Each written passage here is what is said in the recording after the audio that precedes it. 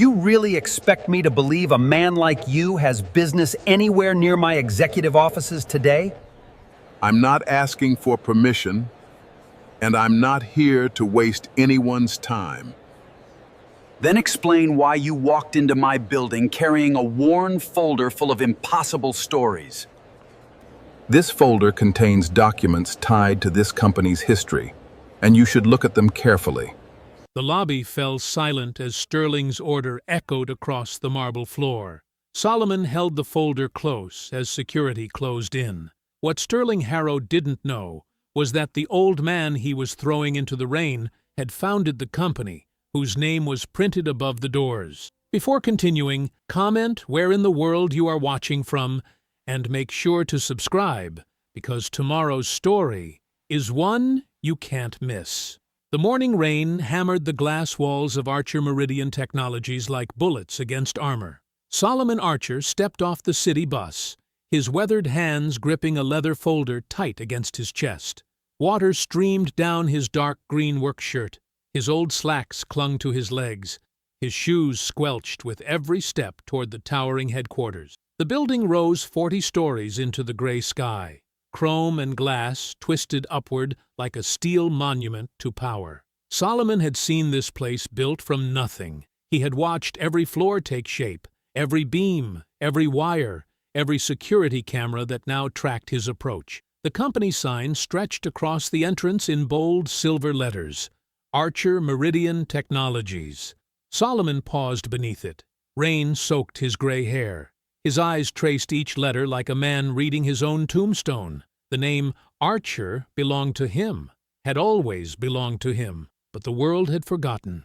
He pushed through the revolving doors. The lobby exploded with warmth and light. Marble floors gleamed under crystal chandeliers. Executive assistants clicked across the space in expensive heels. Men in $1,000 suits clustered around coffee stations, checking phones, laughing at private jokes. The air smelled like leather and success. Solomon dripped water onto the pristine floor.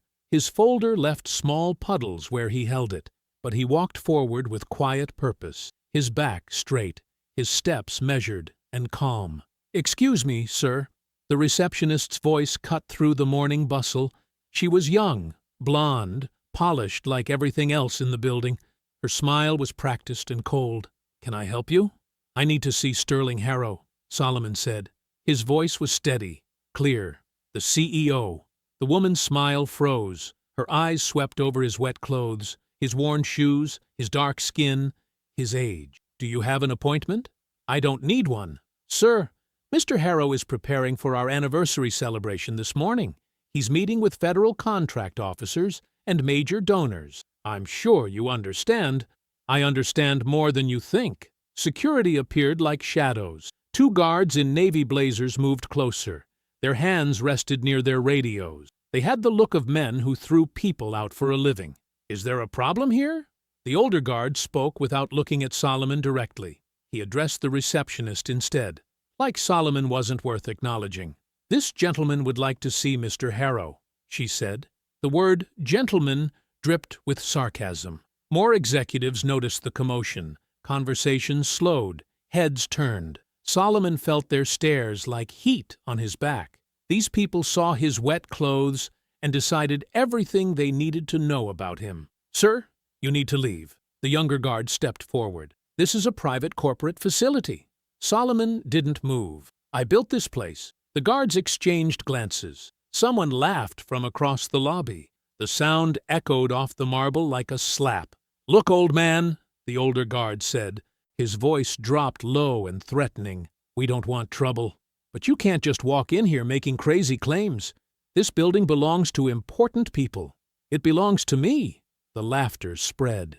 More executives gathered to watch the show. They pulled out phones to record the crazy old man who thought he owned their company. Their amusement was sharp and cruel. Then Sterling Harrow appeared. He moved through the crowd like a king among servants. 54 years old with silver hair and a suit that cost more than most people made in months. His smile was television perfect. His eyes were ice cold. Behind him walked men in expensive overcoats, federal contract officers, and board members who controlled billions of dollars. Sterling saw the crowd, saw the cameras, saw an opportunity to show his power.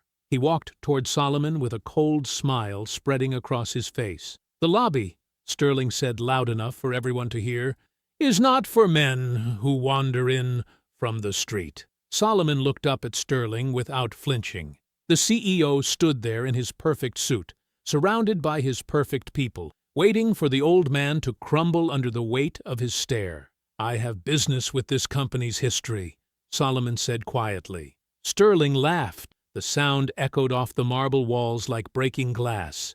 "Business? Look at yourself, old man. You're dripping on marble that costs more than you make in a year." The donors shifted uncomfortably. Phones stayed up, recording every word. The receptionist watched with wide eyes from behind her desk.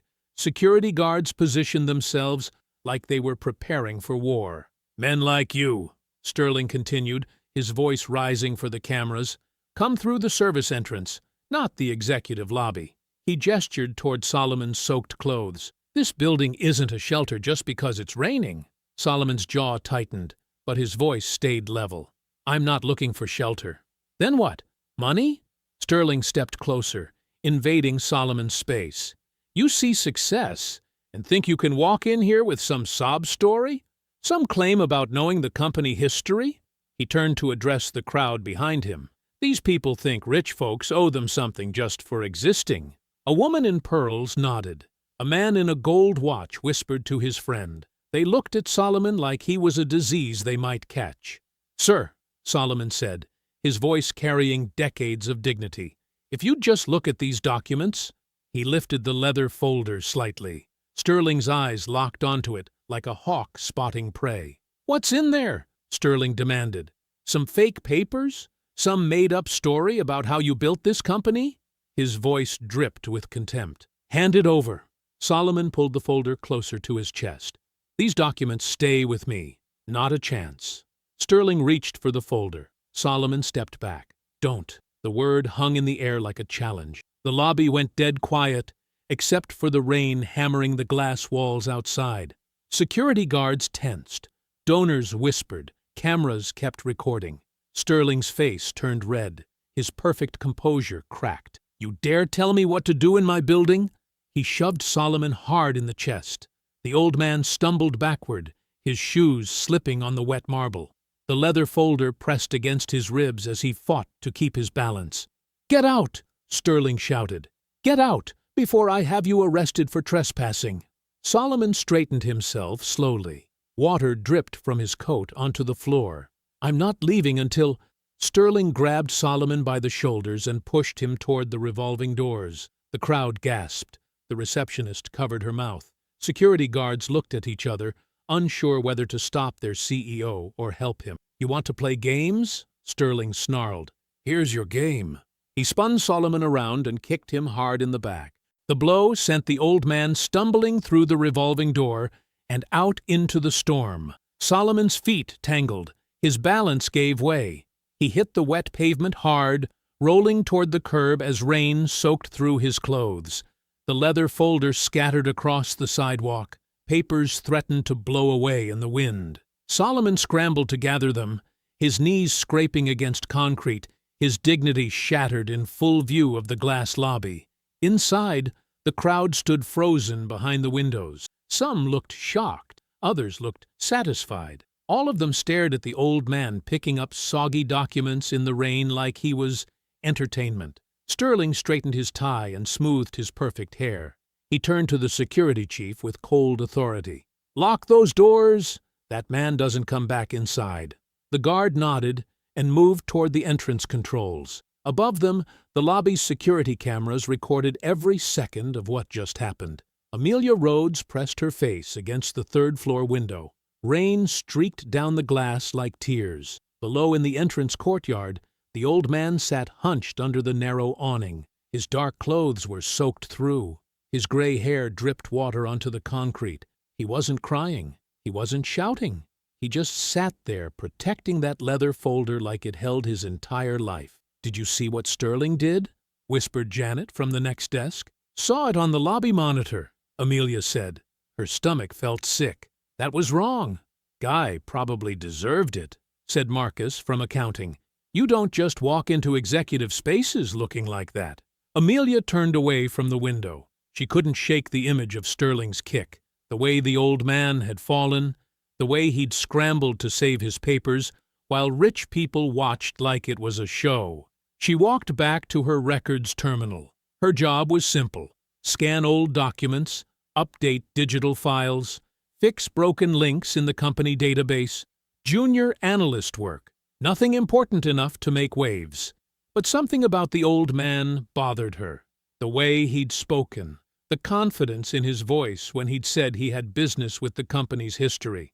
Most homeless people asked for money or food. This man had asked for the CEO. Amelia's fingers moved across the keyboard before she realized what she was doing. She opened the incorporation database, the really old files from the 1970s. Most of them were barely readable scans of paper documents that someone had digitized years ago. She typed, Solomon Archer. The search wheel spun. Her heart pounded for no reason she could name. This was probably nothing. The old man was probably confused, or lying, or both. The screen flickered. A single result appeared. Amelia's breath caught in her throat. There it was, a faded incorporation document from 1974. Archer Meridian Technologies, the founding charter that created the company she worked for every day. And right there at the top of the founder list, in clear black letters, Solomon Archer, principal founder and systems designer. Oh my God, she whispered. Her hands shook as she read the document again. Solomon Archer wasn't just listed as a founder, he was listed as the first founder, the principal founder.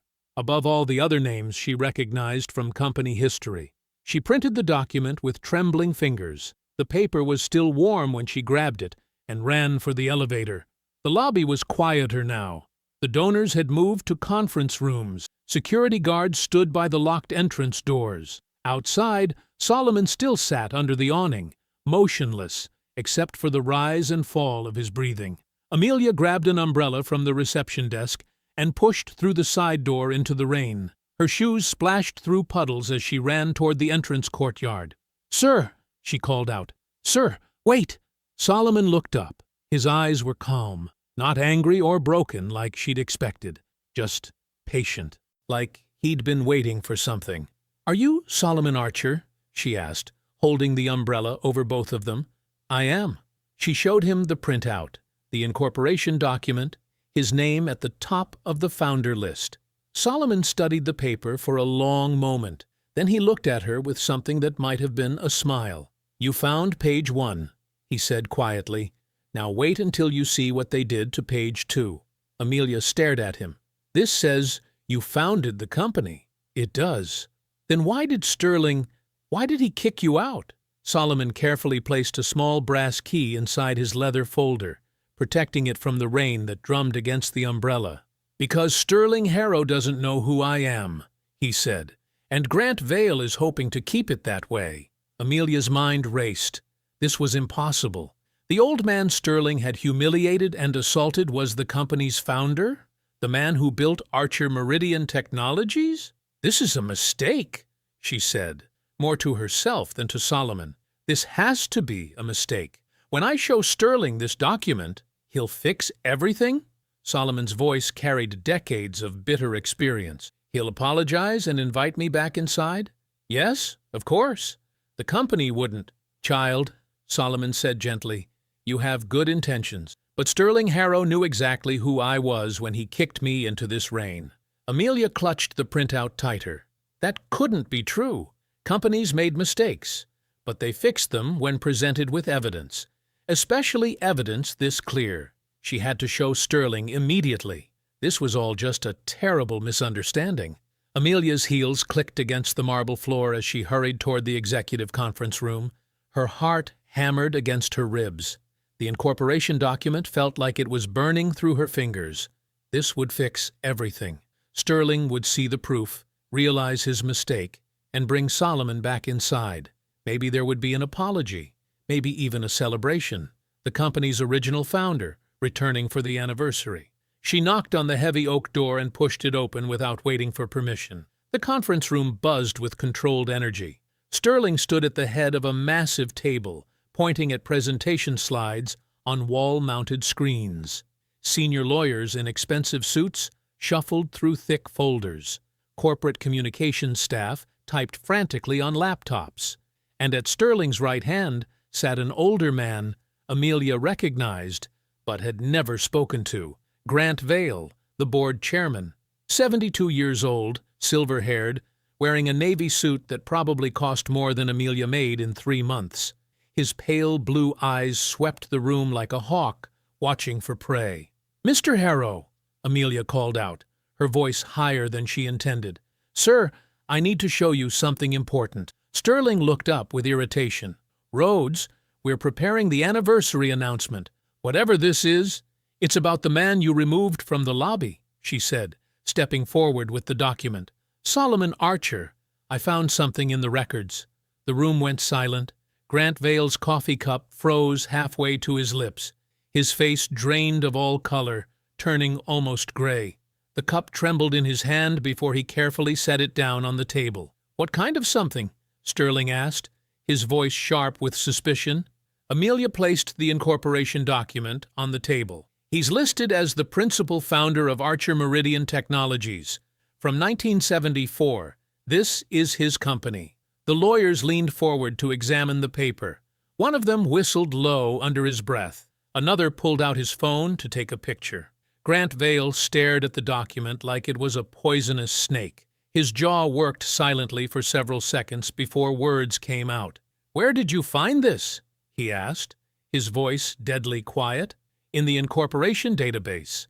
I just searched his name and—" "You searched confidential company records without authorization?" Grant's voice cut through the air like a blade. "You accessed restricted historical files?" Amelia stepped back, confused by his anger. I work in records analysis. It's public incorporation data. Nothing about this company's founding is public." Grant slammed his palm on the table, making everyone jump. "Those files are classified corporate history." Sterling looked between the document and Grant's rage, clearly lost. "Grant, what's—" "The old man is a fraud," Grant said, his voice rising to a shout. "A con artist targeting our anniversary for publicity. He probably planted fake documents in our system months ago." One of the lawyers cleared his throat. "Sir, this appears to be an original scan from state incorporation records." "I don't care what it appears to be." Grant's face flushed red above his expensive collar. "Solomon Archer is not, has never been, and will never be associated with this company." The room fell silent again. Amelia felt like she'd stepped into a nightmare. Grant Vail's reaction made no sense. If Solomon was a fraud, why was the chairman so terrified? "Grant," Sterling said carefully, "maybe we should verify—" "There's nothing to verify." Grant stood up, his chair scraping against the floor. "Sterling, I want you to call security immediately. Have them file trespassing charges against this opportunist. Then call our media team. We need a statement ready in 1 hour." "What kind of statement?" Sterling asked. Grant's eyes blazed with cold fury.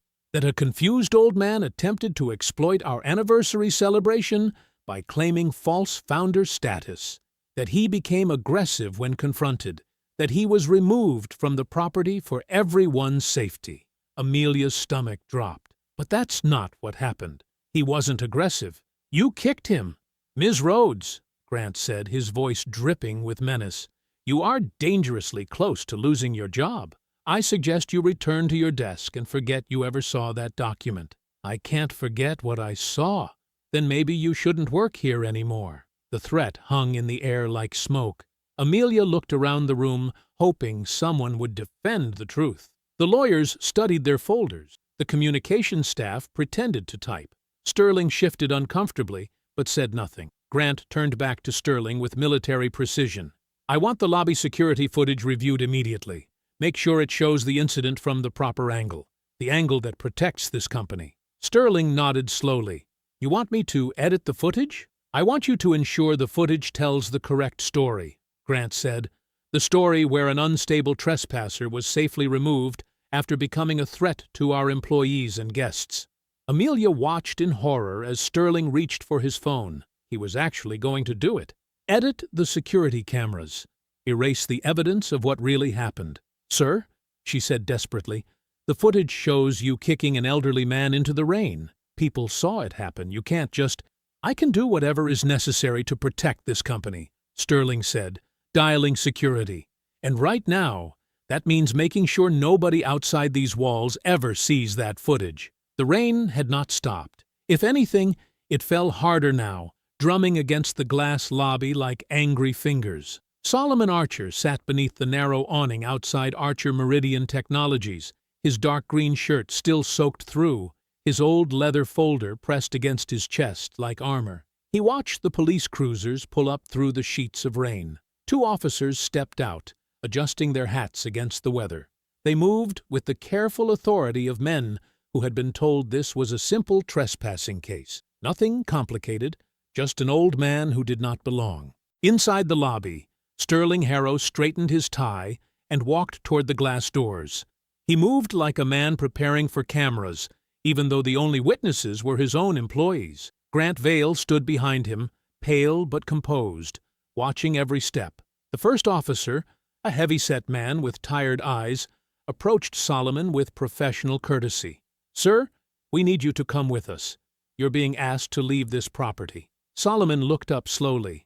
Rain dripped from his gray hair onto his weathered hands. "I understand, officer. Can you tell me why you're here today?"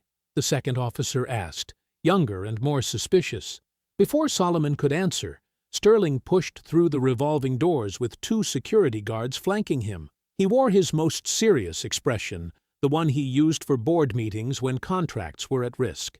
"Officers, thank you for responding so quickly," Sterling said, raising his voice enough for employees to hear through the glass. "This man entered our building this morning claiming to be someone he's not. When we asked him to leave, he became aggressive and refused to cooperate." The first officer looked between Sterling's expensive suit and Solomon's worn clothes. "What exactly did he claim?" "He said he founded this company," Sterling said, letting a note of amazement creep into his voice. "Archer Meridian Technologies. Can you believe that? A man who clearly lives on the streets claiming he built a billion-dollar corporation." Behind the glass, employees pressed closer to watch. Amelia Rhodes stood near the reception desk, her face twisted with anguish. She held the incorporation document in her trembling hands, but she might as well have been holding air. Nobody would listen to her now. "Sir," the young officer said to Solomon, "is that what you told them?" Solomon's voice remained steady, almost gentle. "I told them I had business with this company's history. That much is true." "See?" Sterling said, spreading his hands like a reasonable man dealing with delusion. "He's confused, probably suffering from some kind of mental episode. He was carrying this old folder, insisting it contained company secrets." The officer looked at the leather folder Solomon still clutched. "Can we see what's inside, sir?" Solomon met the man's eyes. "Not here, not now. This evidence needs to be preserved properly." Sterling laughed, the sound sharp and dismissive. "Evidence? Officers, this man is clearly disturbed. He probably picked up some random papers from a dumpster and convinced himself they prove something." Grant Vale stepped outside then, moving like a man who owned the rain itself. He approached the officers with the measured authority of someone accustomed to being believed without question. "Gentlemen, I'm Grant Vale, chairman of the board," he said, his voice cutting through the storm. "This individual has been harassing our company for weeks, making phone calls, sending letters, claiming ownership of intellectual property that belongs to Archer Meridian. It was a lie, smooth and believable. Solomon had made no phone calls, sent no letters, but Grant delivered it with such conviction that even Amelia began to doubt what she had seen with her own eyes. "We've been patient," Grant continued, "but this morning he escalated. He entered our private lobby during a board meeting, disrupted our anniversary celebration, and refused to leave when asked politely." The first officer nodded, already reaching for his handcuffs. "All right, sir. We'll need you to come with us. No trouble, okay?" Solomon stood slowly, his movements careful and dignified, despite the rain soaking through his clothes. He looked at Sterling with something that might have been pity. "You should have asked who built your security system," Solomon said quietly. Sterling's confident smile flickered for just a moment. "What?" "The cameras, Sterling. The ones recording this conversation. You should have asked who designed them." Grant's face went white as bone. Behind the glass, Amelia watched Solomon extend his hands toward the handcuffs with the patience of a man who had been waiting 74 years for this moment. As the officer clicked the cuffs into place, Solomon turned his head toward the lobby windows. His eyes found Amelia through the rain and glass. When he spoke, his voice carried clearly despite the storm. "Remember the cameras?" he said, just loud enough for her to hear. "Remember the folder? And remember the old vault beneath the building." Then they placed him in the police car, and Solomon Archer disappeared into the rain like a ghost who had never been there at all. The rain hammered Sterling's office windows like bullets against glass. Inside, Archer Meridian's crisis team huddled around the polished conference table, their faces lit by laptop screens and the gray afternoon light. Sterling paced behind his chair, his expensive suit wrinkled from the morning's confrontation. "This is what we're dealing with," Sterling said, gesturing toward the window where Solomon had stood hours earlier. "A delusional old man who thinks he can shake down a Fortune 500 company by playing the victim card." Sarah Mitchell, the head of public relations, typed rapidly on her tablet. "We need a statement that portrays him as mentally unstable without crossing legal lines. Something that makes the public see him as desperate and dishonest." "Perfect," Sterling said. "What about the footage?" Tech Director Marcus Webb pulled up the lobby security feed on his laptop. "We've got everything from multiple angles. The problem is, it clearly shows you pushing him toward the doors." Grant Vale sat motionless at the far end of the table, his fingers steepled. His pale face showed no emotion, but his eyes never left the screen. "Edit it," Sterling said without hesitation. "Remove the push. Make it look like he stumbled on his own. Better yet, make it look like he lunged at me first." Webb's hands hesitated over the keyboard. "That's significant alteration of evidence. That's protecting the company from a fraudulent lawsuit," Sterling snapped. "Do it, and make sure the original file disappears completely." "What about the incorporation document the girl found?" Sarah asked. Grant finally spoke, his voice like ice cracking. "Amelia Rhodes accessed restricted archives without authorization. That's grounds for immediate termination. She was just doing her job," Webb protested weakly. "Her job is data entry, not investigating company founders," Grant said. "Fire her before she spreads more lies." Sterling nodded eagerly. "And clean out the anniversary exhibit. Remove anything about early minority contractors or disputed founders. We don't need to give crazy people ideas." 3 floors below, Amelia Rhodes sat at her desk in the records department, her hands shaking as she stared at the incorporation scan. The office buzzed with whispered conversations about the morning's incident. Most employees seemed to believe Sterling's version. A confused homeless man had tried to scam the company. But Amelia remembered Solomon's calm dignity. She remembered how he protected that leather folder like it contained precious treasure. And she remembered his words about the cameras and the vault. Her computer screen showed the original file path for Solomon's founder record. The document had been buried deep in legacy systems, tagged with a deletion order from 1979. Someone had tried to erase Solomon Archer from history, but they had missed one digital thread. Amelia's fingers moved quickly across the keyboard. She copied the file path, the metadata, and 3 related documents onto a small flash drive. Her heart pounded as footsteps approached from the elevator bank. Amelia Rhodes? Security Supervisor Janet Mills stood behind her cubicle with a cardboard box. "You need to come with me." "What's happening?" "Unauthorized access of restricted company records. You're terminated. Effective immediately." Amelia's co-workers stared as she packed her personal items into the box. Her coffee mug, a small plant, family photos. The flash drive slipped easily into her jacket pocket. "This is wrong," she said to Janet as they walked toward the elevator. "That man was telling the truth. That's not for you to decide," Janet replied coldly. 15 minutes later, Amelia stood outside Archer Meridian's glass entrance in the continuing rain. She pulled out her phone and looked at the edited news footage already spreading across social media.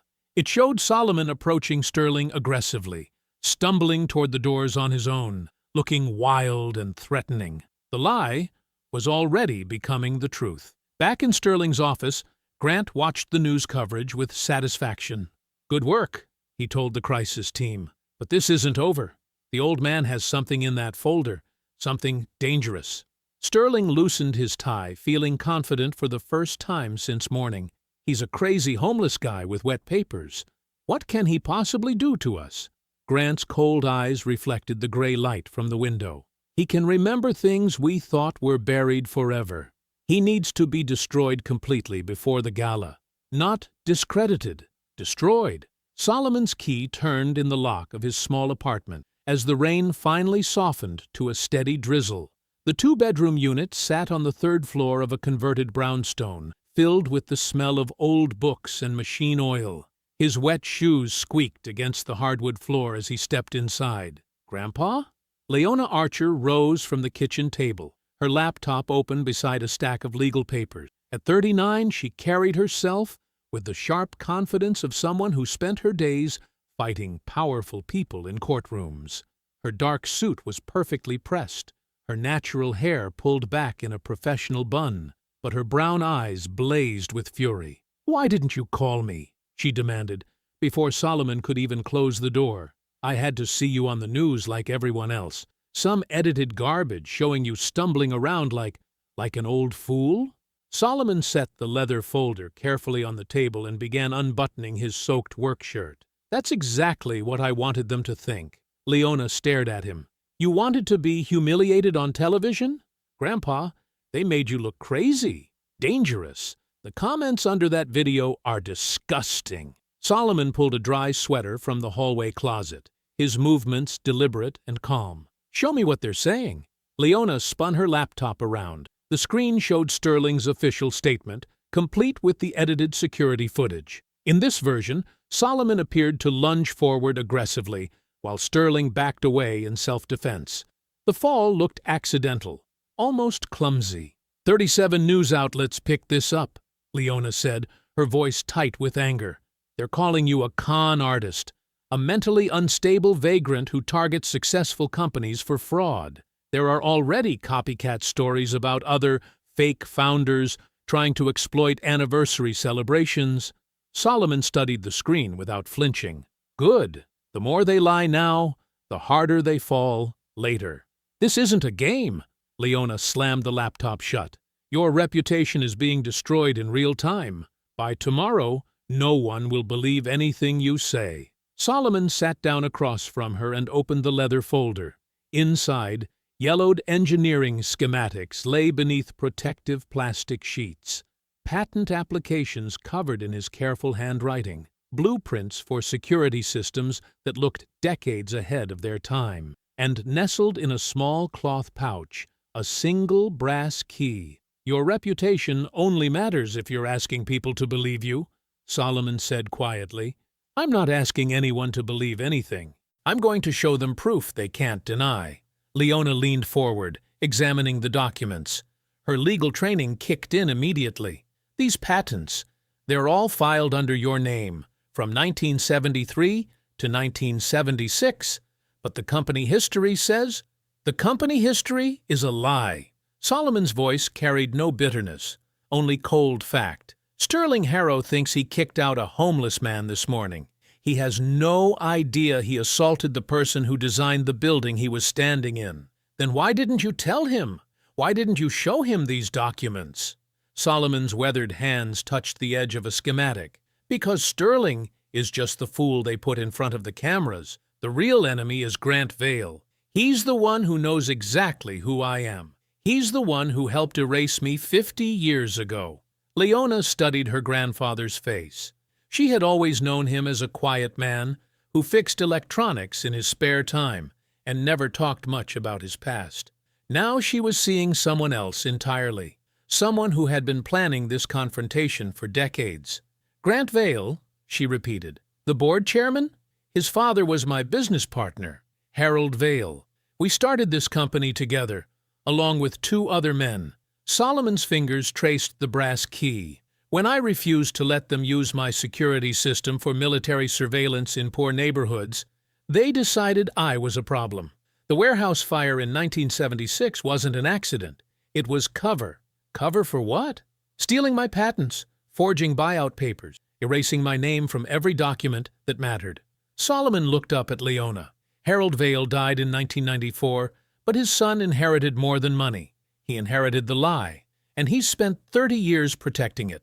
Leona's legal mind raced through implications: corporate fraud, patent theft, conspiracy.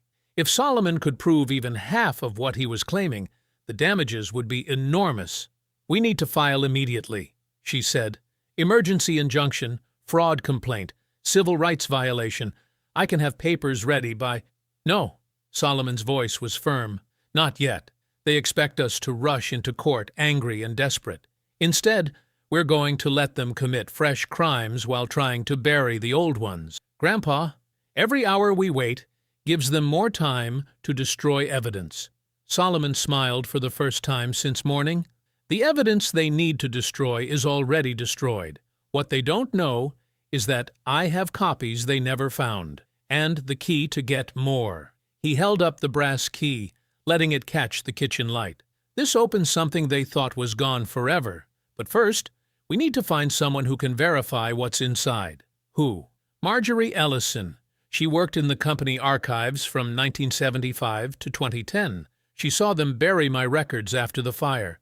She stayed quiet to protect her job and her pension." Solomon's expression hardened. "But she kept copies, hidden copies, and Grant Vale knows it." Leona grabbed a legal pad and started writing. "Where do I find her?" "Before Grant does," Solomon said simply, "because if he reaches her first, those copies disappear forever." The townhouse sat wedged between identical brick buildings on a narrow street that hadn't seen fresh paint in decades. Solomon and Leona climbed the cracked concrete steps as morning light struggled through heavy clouds. The small front yard held withered flower boxes and a rusted mailbox marked M. Ellison. Solomon pressed the doorbell twice. No answer. Leona knocked firmly on the wooden door. "Mrs. Ellison, my name is Leona Archer. This is my grandfather, Solomon." They heard shuffling footsteps inside, then the sound of multiple locks turning. The door opened just wide enough to reveal a pale woman with gray hair pulled back tightly. Her eyes were sharp behind wire-rimmed glasses, and her mouth formed a thin line of suspicion. "I don't want whatever you're selling," Marjorie said. "We're not selling anything," Solomon replied quietly. "We need to talk about Archer Meridian." Marjorie's face went white. She tried to close the door, but Leona placed her hand against the frame. "Please, just 5 minutes. I don't know anything about that place anymore. I've been retired for 14 years. Marjorie's voice shook slightly. "Whatever problems you think you have, I can't help." Solomon stepped closer to the door. "The warehouse fire wasn't an accident, Marjorie. You know that. You were there." The older woman's hands trembled on the door handle. "I don't know what you're talking about." October 15th, 1976. Building 7 caught fire during the night shift. Electrical malfunction, they said, but the sprinkler system had been shut off 3 hours earlier. Solomon's voice remained calm and factual. "You were working late in the archive room when the alarm started. You saw them carrying boxes out of the building before the fire department arrived." "Stop." Marjorie's word came out as a whisper. "I carried Tommy Rodriguez out of that building with burns on his hands, Sarah Williams with smoke in her lungs, 3 other people who couldn't make it to the exits fast enough." Solomon's eyes never left Marjorie's face. "While I was saving lives, Harold Vale and his partners were stealing patents from the damaged files and replacing them with forgeries." Tears started running down Marjorie's cheeks. "I needed my job. My husband had been laid off. My children needed—" "I know," Solomon said gently. "I'm not here to blame you for staying quiet. I'm here because Grant Vale is trying to destroy me again. And this time, he won't stop with just me." Leona watched the exchange, seeing how her grandfather's patience was breaking through decades of fear. This wasn't the angry confrontation she had expected. It was something much more powerful. Marjorie stepped back from the door, leaving it open. "Come inside, but I can't promise you anything." The small living room was neat but worn, filled with old furniture and faded photographs. Marjorie sat heavily in a reclining chair while Solomon and Leona took the couch. "They made me destroy everything," Marjorie began, her voice barely audible. After the fire, Grant's father came to the archive with 2 lawyers and a security guard. He said the damaged files were contaminated and had to be eliminated for insurance purposes. "But you kept copies," Leona said. Marjorie nodded slowly. "Microfilm. I had been copying important documents for months before the fire, just as backup. When they ordered the destruction, I hid the microfilm cartridges." "Where?" Solomon asked. "They forced you out because you wouldn't sign over the surveillance patent," Marjorie continued, ignoring the question. "Harold Vale wanted to sell your security system to the military. They were talking about using it in housing projects, monitoring people who couldn't fight back." Solomon's jaw tightened. "I built those systems to protect communities, not spy on them." "You said no, so they decided you were expendable." Marjorie stood up shakily and walked toward a corner sewing cabinet. "Harold Vale told everyone you had sold your shares and left voluntarily, but I saw the real documents. I saw how they forged your signature." She pulled a small key from her pocket and unlocked the bottom drawer of the cabinet. Inside, beneath fabric and sewing supplies, was a rusted tin box about the size of a shoebox. 50 years I've kept this secret," Marjorie said, lifting the tin carefully. 50 years I've been afraid they would find out and take away my pension." She walked back to the couch and placed the tin in Leona's hands. The metal was cold and heavy. "Everything's in there. The original incorporation papers with your grandfather's name, board meeting minutes where they planned his removal, patent transfer documents showing the theft, and photographs of the forged buyout agreement they used to steal his ownership." Leona's fingers traced the edges of the tin. "Why now? Why are you willing to help us now?" Marjorie sat back down, looking older than her 66 years. "Because yesterday Grant Vale called me for the first time in 14 years. He asked if I remembered anything about old founder records. He asked if I had ever seen Solomon Archer's name in any documents." Her voice became stronger, steadier. "He's scared. And if Grant Vale is scared after all these years, that means Solomon finally has a chance to win." Marjorie opened a locked sewing cabinet and gave Leona a rusted tin of hidden records. Later that day, Leona sat in her downtown law office, surrounded by copies of documents from Marjorie's tin box. The microfilm records were clearer than she had hoped. Every page told the same story. Solomon Archer had been systematically erased from his own company. She picked up her phone and dialed the courthouse. "This is Attorney Leona Archer. I need to file an emergency motion for corporate board review under Delaware corporate fraud statutes." The clerk's voice was tired. "Ma'am, emergency motions require documented evidence of ongoing fraud, witness testimony, and immediate threat to shareholder interests," Leona finished. "I have all 3. 2 hours later, she stood outside Archer Meridian Technologies as news vans pulled up to the curb. The emergency filing had become public record, and reporters were already calling it the most explosive corporate fraud case of the year. Inside the boardroom, Grant Vale sat at the head of a polished conference table, watching Sterling pace like a caged animal. 7 other board members filled the remaining chairs, their faces showing everything from confusion to anger. "This is insane," Sterling shouted, throwing a copy of Leona's filing onto the table. "Some old fraud shows up with fake documents, and we're supposed to halt a billion-dollar contract?" Board member Patricia Clemens, a sharp woman in her 50s, looked up from reading the motion. "These aren't just any documents, Sterling. If these incorporation records are authentic, Solomon Archer has a legitimate founder's claim." "The records are 50 years old," Sterling snapped. "Even if they're real, he signed them away." "Where's the buyout agreement?" asked another director. Grant finally spoke, his voice calm and measured. "The original documents are in the founder's vault. We can settle this matter quickly by examining the physical evidence." Solomon entered the boardroom 30 minutes later, accompanied by Leona and carrying the brass key. He moved slowly, deliberately, as every person in the room stared at him. The old man who had been kicked into the rain now commanded the attention of executives worth hundreds of millions of dollars. "Mr. Archer," Grant said, standing politely, "thank you for joining us. I understand you believe you have a claim to this company's founding history." Solomon placed the brass key on the conference table. The small piece of metal looked insignificant under the bright lights, but it made several board members lean forward. "I don't believe anything," Solomon said quietly. "I know what I built, and I know what was stolen." Sterling's face was red with anger. "You can't just walk in here with some old key and expect—" "The key opens the founder's lockbox," Solomon interrupted, his voice steady. "Inside the mechanical vault beneath this building. The same vault I designed in 1973 to protect the company's most sensitive documents." Patricia Clemens looked at Grant. "You never mentioned a founder's vault."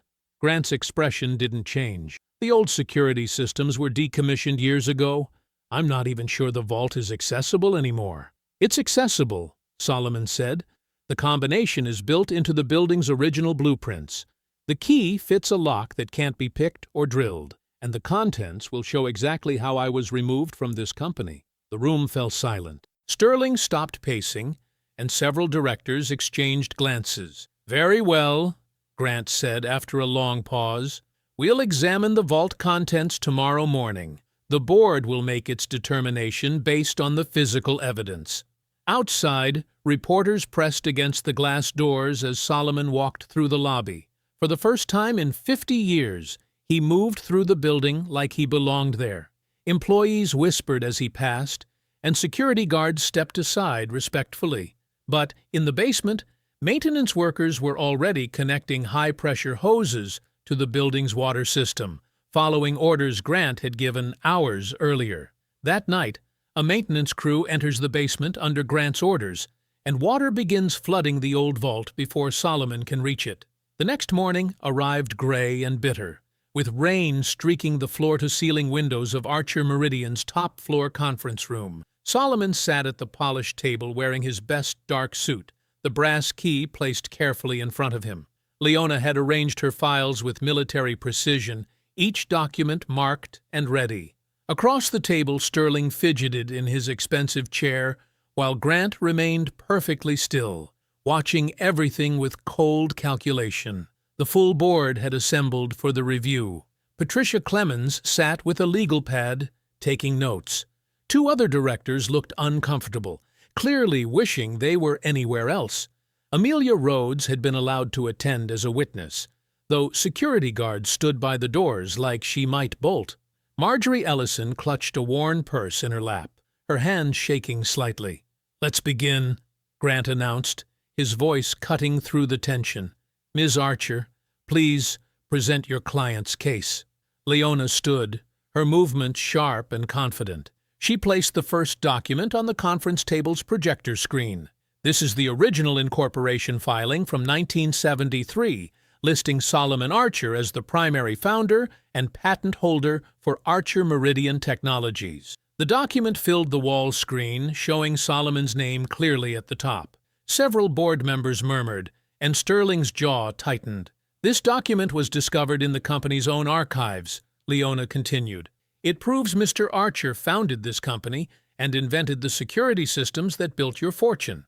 She moved to the next exhibit. "Here are the original patent applications filed under Solomon Archer's name in 1972 and 1973.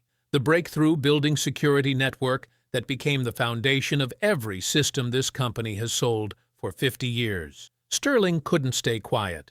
"Anyone can forge old papers. Where's the real proof?" Leona smiled coldly. "The real proof is in the founder's vault, which Mr. Archer designed specifically to prevent document forgery. The brass key opens a lockbox that contains the original partnership agreements, financial records, and board minutes showing exactly how he was removed." Marjorie cleared her throat nervously. "I can confirm the vault's existence. I helped archive sensitive documents there in the 1970s, before the warehouse fire." Grant's expression didn't change, but his fingers drummed once against the table. "Unfortunately, There's been a complication with the vault. He pressed a button on his phone. Send in the maintenance report. A facilities manager entered, carrying a thick folder and looking apologetic. The founder's vault suffered catastrophic flooding last night. A main water line burst directly above the storage area. Everything inside was destroyed. The room erupted. Leona shot to her feet. That's convenient timing. These things happen in old buildings, Grant said smoothly. The vault system was nearly 50 years old. Metal fatigue, aging pipes. We're lucky the flooding didn't spread to other areas. Solomon sat quietly, studying Grant's face. The older man was good, but not perfect. His eyes showed just a flicker of satisfaction. However, Grant continued, we do have some historical documentation that might resolve this matter. He opened a leather portfolio and removed a yellowed document. This is a notarized buyout agreement dated December 15, 1976. It shows Solomon Archer voluntarily selling all founder rights, patents, and future claims to Archer Meridian Technologies for the sum of $1. The paper appeared authentic, complete with official seals and witness signature. Grant placed it on the projector, and the contract filled the wall screen. Solomon's signature was clearly visible at the bottom. As you can see, Grant said, Mr. Archer legally transferred all ownership to his partners 37 years ago. His current claim has no merit. Sterling's smirk returned. He leaned back in his chair like a man who had just won the lottery. So much for the great founder conspiracy. Leona grabbed the document, examining it under the conference room's bright lights. Her face went pale as she traced the signature with her finger.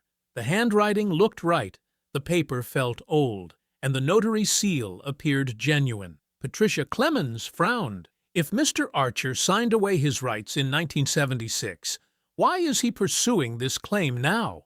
Desperation, Sterling said bluntly.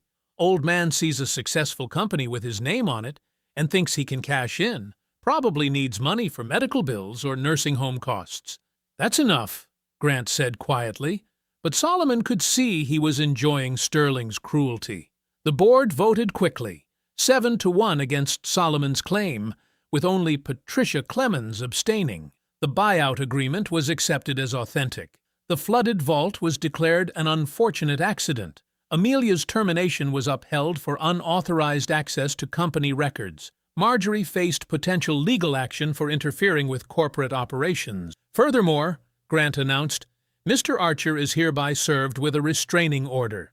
He is barred from Archer Meridian property and prohibited from contacting employees, directors, or business partners regarding his fraudulent claims. Security guards moved toward Solomon, but he stood calmly and walked to the elevator without assistance. Leona gathered her files in stunned silence. The brass key remained on the conference table, now worthless. Outside, the rain had intensified. Solomon sat at the same bus stop where he had waited 3 days earlier, before entering the building that bore his name. His shoulders were soaked again, and his carefully pressed suit was already wrinkled from the weather.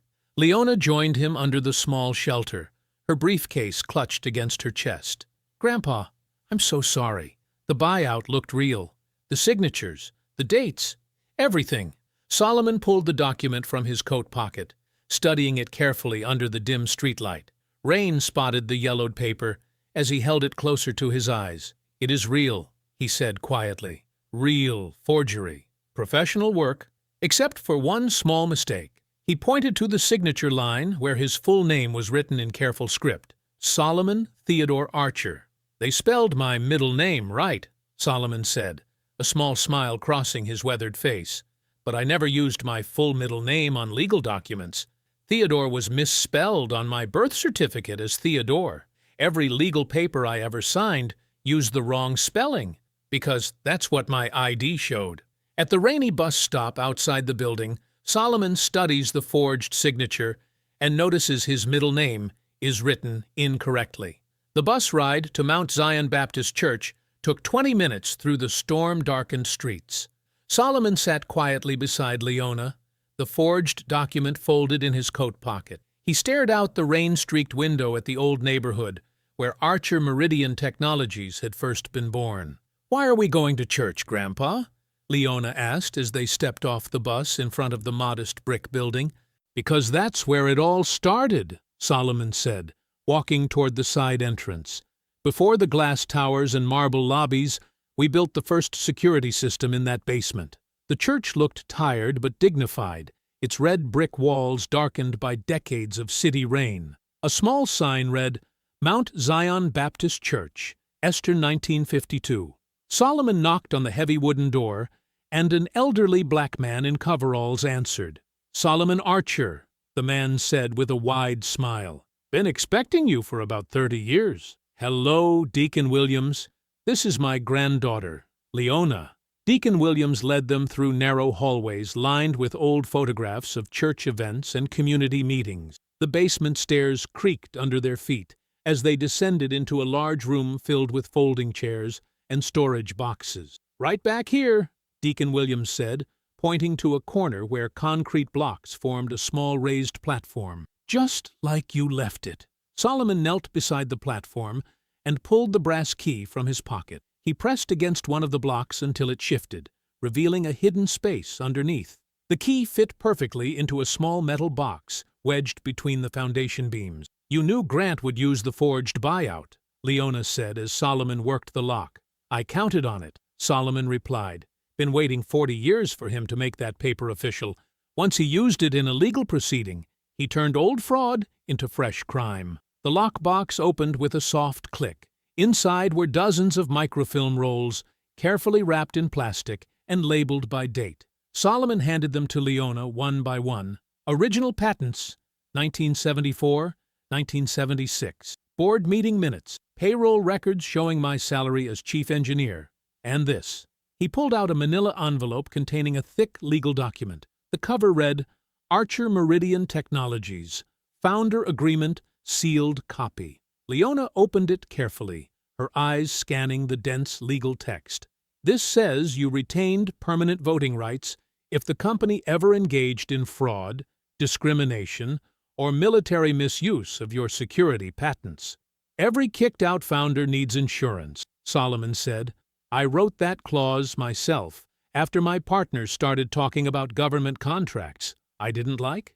And you've been saving this for 50 years? Saving it for the right moment, when they'd be arrogant enough to think I was beaten. Deacon Williams chuckled from across the room. Your grandfather played chess, while other folks played checkers, always thinking 3 moves ahead. Leona continued reading, flipping through pages of technical specifications and legal clauses. Her eyes widened as she reached the final section. Grandpa, there's something else here. Something about property ownership.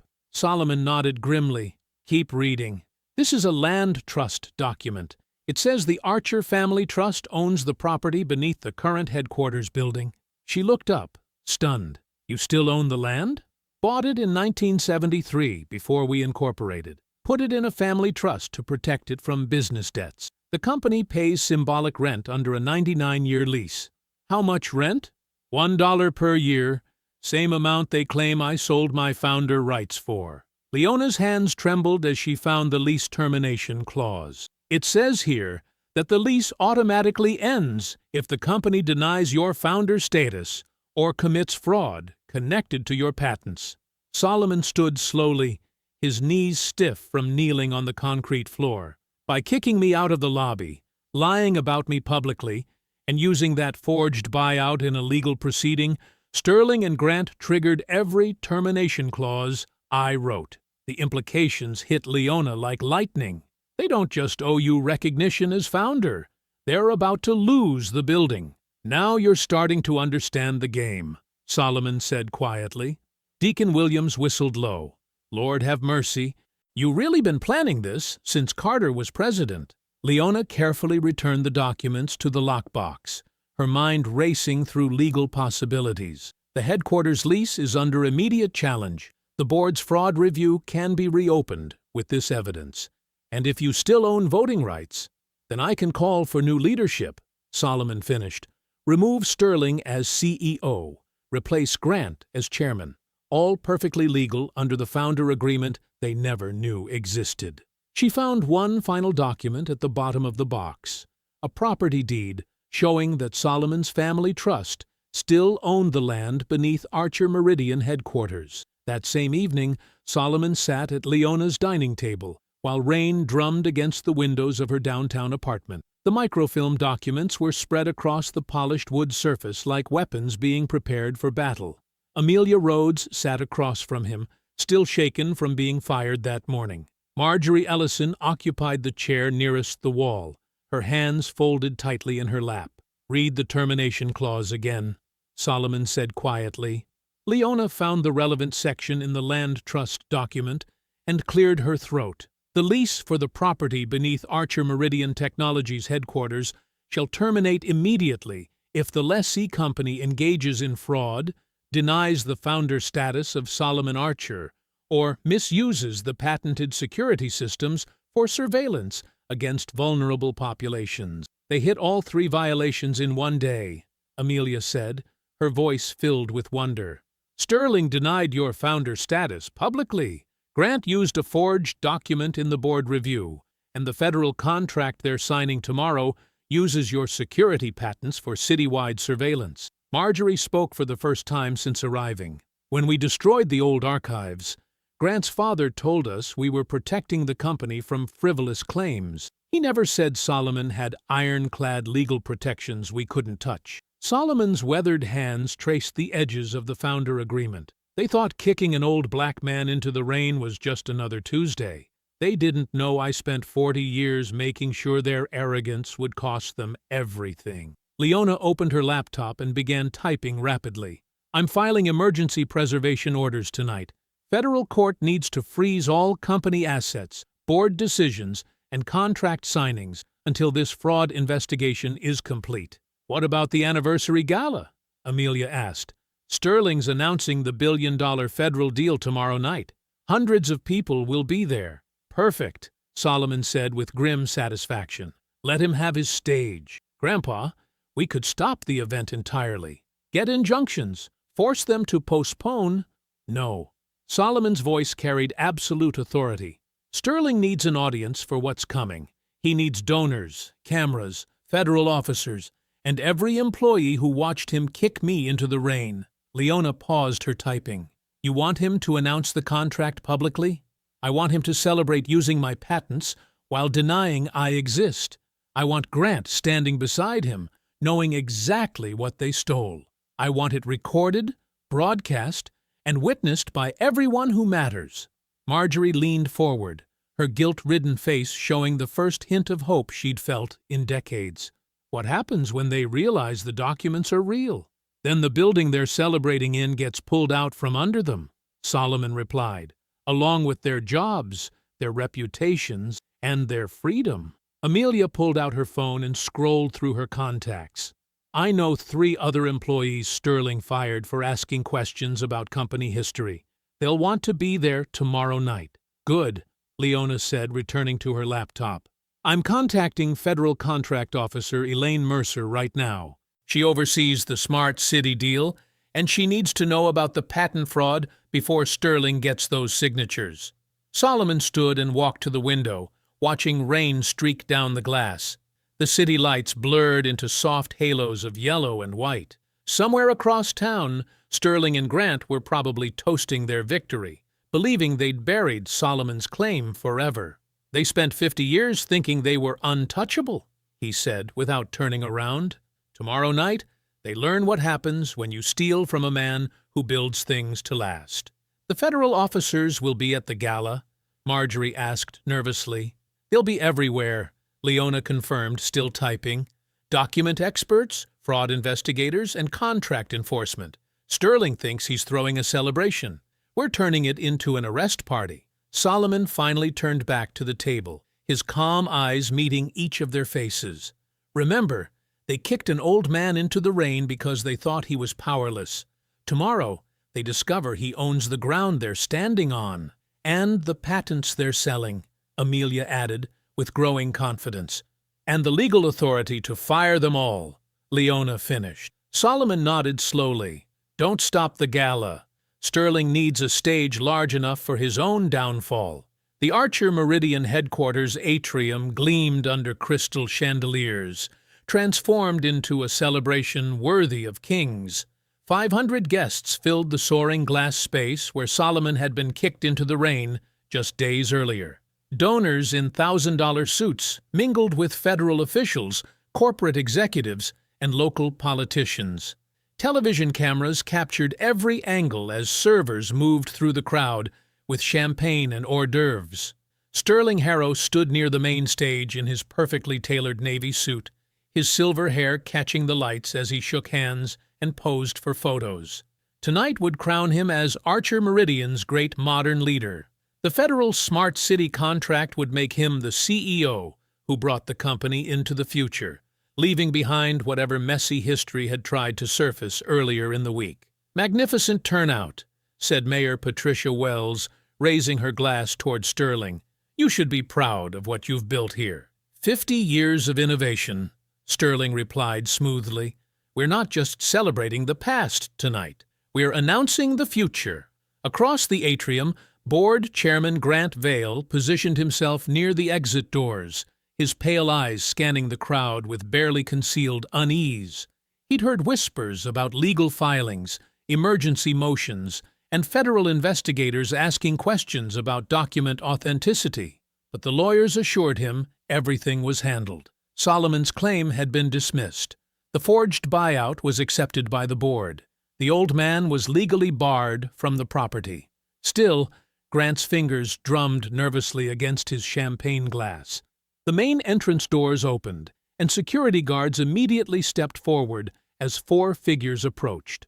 Solomon Archer entered wearing a tailored charcoal suit that transformed him from the rain-soaked vagrant Sterling remembered into a man of quiet dignity. His granddaughter Leona walked beside him in a sharp black dress, carrying a leather briefcase. Behind them came Amelia Rhodes, no longer the nervous analyst who'd been fired, and Marjorie Ellison, the retired archivist who'd spent decades carrying guilt. "Sir, you're not permitted on these premises," the lead security guard said, blocking Solomon's path. "We have a restraining order." "Let me handle this." Sterling's voice cut through the elegant chatter as he approached with several executives trailing behind him. The crowd began to notice the commotion, conversations quieting as people turned to watch. Sterling's confident smile never wavered as he faced Solomon in front of hundreds of witnesses. "Gentlemen, this is exactly what I warned you about. Some people can't accept reality when it doesn't match their fantasies." The cameras followed Sterling's movement, capturing every word as he gestured toward Solomon with theatrical concern. "This building belongs to people who earned their place here through hard work, innovation, and legitimate business practices, not to confused old men who wander in from the street with impossible stories."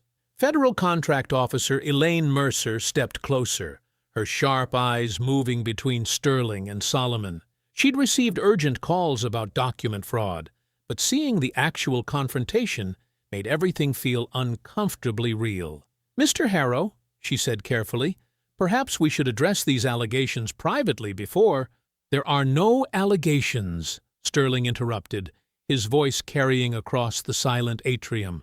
"Only the desperate lies of a man who thinks he can steal from successful people because it's raining and he needs somewhere warm to sleep." The cruel dismissal landed exactly as Solomon expected it would. Cameras recorded Sterling's words. Federal officials heard his contempt. Employees who'd watched the lobby assault saw him repeat the same arrogant performance on an even bigger stage. Solomon stood perfectly still, letting Sterling's cruelty echo through the glass space. Then he calmly raised one hand. At the signal, Leona opened her briefcase and sent the first file to the gala's presentation system. The screens behind Sterling flickered once, then changed completely. The celebration footage vanished. Instead, crystal-clear security video filled every display in the atrium. The crowd watched Sterling circle Solomon in the lobby 3 days earlier, his voice sharp and dismissive, as he ordered the old man to use the service entrance. Then came the shove toward the revolving doors, followed by the vicious kick that sent Solomon stumbling into the rain. The silence was absolute. Sterling spun toward the screens, his confident smile cracking. "Turn that off! Someone's hacked our system!" But Leona was already uploading the next file. Documents appeared on every screen. The original incorporation scan showing Solomon Archer as Archer Meridian's first founder. Patent applications bearing his signature from 1974. Board minutes describing his revolutionary security network design. Engineering schematics drawn in his careful handwriting. Ladies and gentlemen, Leona's voice carried clearly through the wireless microphone she'd activated. Meet Solomon Archer, the man who built the company whose 50th anniversary you're celebrating tonight. Federal Contract Officer Elaine Mercer stepped forward, her phone already pressed to her ear. I need document preservation teams here immediately, and fraud investigators. Sterling lunged toward the presentation booth, but 2 federal marshals moved to block his path. Sir, you need to step back from the equipment. This is now evidence in a federal investigation. The screens continued cycling through Solomon's records. The forged 1976 buyout appeared, followed by a forensic analysis highlighting the misspelled middle name that proved the signature was fake. Then came the devastating land trust documents, showing Solomon's family owned the ground beneath their feet. Grant Vail pushed through the crowd toward the exit, his face gray with panic. But FBI agent Sarah Kim intercepted him at the doors, badge visible as she gestured for his briefcase. Mr. Vail, we have questions about document destruction, fraud, and corporate conspiracy. You're not leaving until we examine your files. Marjorie Ellison stepped forward, her voice shaking but determined. I was the company archivist for 37 years. I watched them erase Solomon's name after the warehouse fire. I saved the microfilm records because I knew someday the truth would matter. The screens showed her preserved documents, payroll records proving Solomon's employment through 1976, board votes removing his founder status, and correspondence between Grant's father and company lawyers discussing concerns about a black founder holding power within the company's executive structure. Amelia appeared at Leona's side with 6 former Archer Meridian employees, all carrying folders. These are complaint records the company buried, she announced.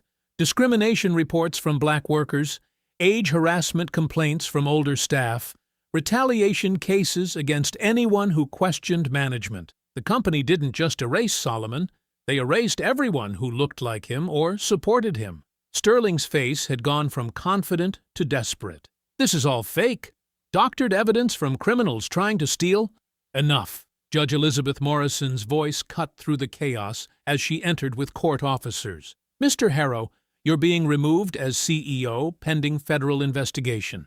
Mr. Vail, you're under arrest for document fraud and conspiracy. Security guards who'd once protected Sterling now stepped back as federal agents moved forward. The cameras that were supposed to capture his triumph instead recorded his disgrace as he was escorted away from the stage. Solomon walked calmly toward the podium Sterling had abandoned, his footsteps echoing in the silent atrium. The morning after the gala, Archer Meridian Technologies looked like a crime scene wrapped in corporate polish. Gone were the anniversary banners and celebration displays. Instead, FBI evidence teams wheeled boxes of documents through the marble lobby, while reporters pressed against the glass doors, their cameras flashing like strobe lights in the gray dawn. Solomon stood near the reception desk, watching federal agents catalog files that should have carried his name for 50 years. The young receptionist who'd dismissed him 3 days earlier now couldn't meet his eyes as she directed investigators toward the executive floors. Mr. Archer, Federal Contract Officer Elaine Mercer approached with a tablet and a grim expression. I wanted to inform you personally, the billion-dollar Smart City contract has been frozen pending investigation. Any company involved in fraud, discrimination, and forged ownership documents cannot receive federal funding. Solomon nodded slowly. How long will the investigation take? Months, possibly years. Your patents are being reviewed to determine what technology was developed under false ownership claims. If we find government contracts were secured using stolen intellectual property, the financial penalties will be severe. Through the lobby windows, Solomon watched Sterling Harrow emerge from a black sedan surrounded by lawyers. The man who'd kicked him into the rain now faced criminal charges for assault discrimination, document fraud, and conspiracy. His confident swagger had been replaced by the hunched shoulders of someone whose world had collapsed overnight. The board called an emergency meeting, Mercer continued. They're voting on immediate leadership changes and company restructuring. Your granddaughter is inside presenting the transition plan. Solomon walked toward the elevator bank, passing employees who whispered his name with a mixture of awe and shame. Some had watched him fall in the rain without speaking up. Others had known fragments of the company's buried history, but chosen silence over conscience. The elevator doors opened to reveal Amelia Rhodes wearing a new security badge labeled Senior Records Director. Her promotion had been announced that morning, along with her reinstatement. The basement vault has been pumped dry, she reported as they rode toward the executive floor. We found fragments of your original documents in waterproof cases. Grant Vale thought flooding would destroy everything, but some files survived. Grant always underestimated preparation, Solomon replied quietly. The boardroom buzzed with tension as Solomon entered. Leona stood at the presentation screen, addressing 12 directors who looked uncomfortable in their expensive suits. Marjorie Ellison sat at the witness table, no longer the frightened retiree, but a key figure in the company's reckoning. The compensation fund will total $18 million, Leona announced, covering every employee who faced discrimination, retaliation, or wrongful termination connected to concealing Solomon Archer's founder status. This includes workers fired for supporting minority contractors, asking questions about company history, or reporting harassment. Director Patricia Walsh raised her hand nervously. What about the company name? Archer Meridian has brand recognition worth hundreds of millions.